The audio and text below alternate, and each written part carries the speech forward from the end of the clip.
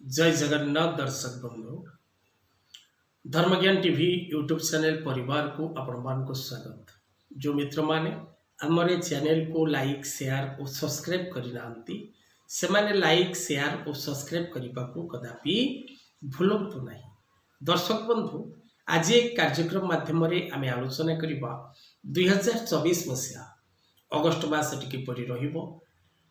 तुला राशि तुला लग्न एवं जो मानकर नामर आद्य अक्षर आपणकर नार डाक राशि अनुसार नाम राशि अनुसार जदि तुला राशि होता है तेबे किपरि रहिबो संपूर्ण 2024 अगस्त मासटी।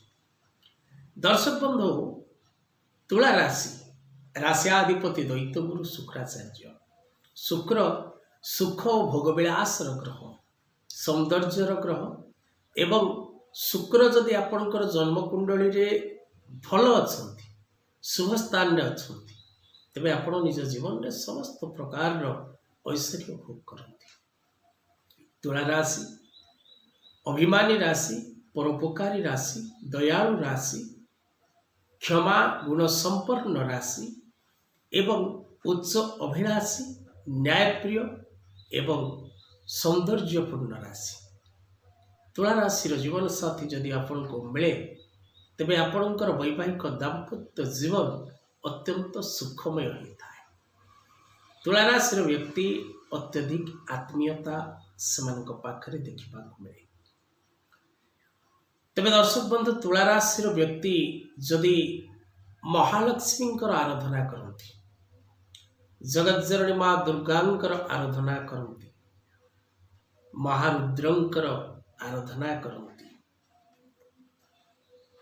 फिरोजा बा डायमंड बा ओपेल बा जिरकन रत्न धारण करती बा माँ कमलात्मिकांकर कवचटी धारण करती तेरे आपण जीवन में सुख एवं समृद्धि प्राप्त करने निश्चित अटे। दर्शक बंधु 2024 अगस्त मास तुला राशि कौन रही भविष्य से विषय करवा आलोचना। दर्शक बंधु जदि आपण निज जन्म जातक विचार करने को चाहते बा निज पिलामानकर जातक देखा चाहते बा निज परिवार व्यक्ति विशेष मानकर नुआ जातक टीए करने को चाहते तेबे तले दि जाइथिबा नंबर रे जोगाजोग करिवे। जदि आपण वास्तुभित्तिक कौन विषय जानवा चाहती बा आपण निजर वास्तु विजिट करने को चाहते तेबे तले दि जाइथिबा नंबर रे जोगाजोग करंतु। जदि आपण ज्योतिष शिक्षा करने को चाहते तेबे तले दि जाइथिबा नंबर रे जोगाजोग करंतु। एबे आसंतु जानिबा 2024 अगस्त मास किपरि रहिबो तुला राशि तुला लग्न एवं जो मानकर नामर आद्य अक्षर तुला राशि अंतर्गत 14/7 15/7 16/7 चित्रा स्वाति और विशाखा नक्षत्र तुला राशि अगस्त मास भविष्यवाणी। जदि आम देखा दर्शक बंधु तबे मान सम्मान क्षेत्र रे प्रगतिर क्षेत्र रे उत्थान क्षेत्र रे आग को बढ़िबा दिगरे भाग्य आपण को पूर्ण साथ। प्रत्येक तुला राशि व्यक्ति निज भाग्य को नहीं खुशी और आनंद लाभ करिवे।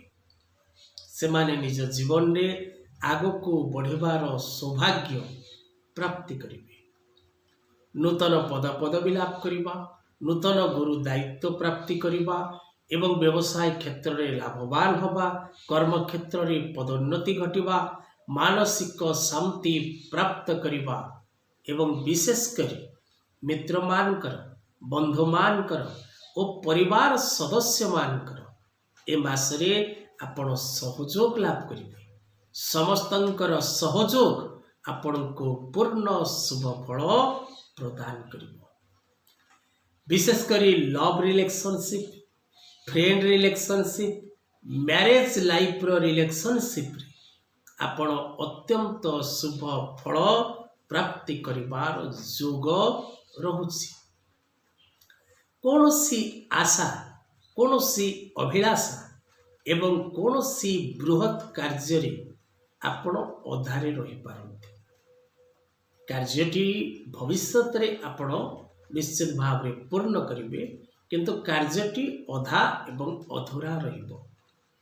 ଏ ମାସରେ ଯଦି ଜଗିବାର ଅଛି, ଆପଣଙ୍କୁ ପ୍ରଥମ ଦିଗ ଅଛି ଆପଣ ନିଜ ସ୍ୱାସ୍ଥ୍ୟ ପ୍ରତି ଯତ୍ନବାନ ହୁଅନ୍ତୁ।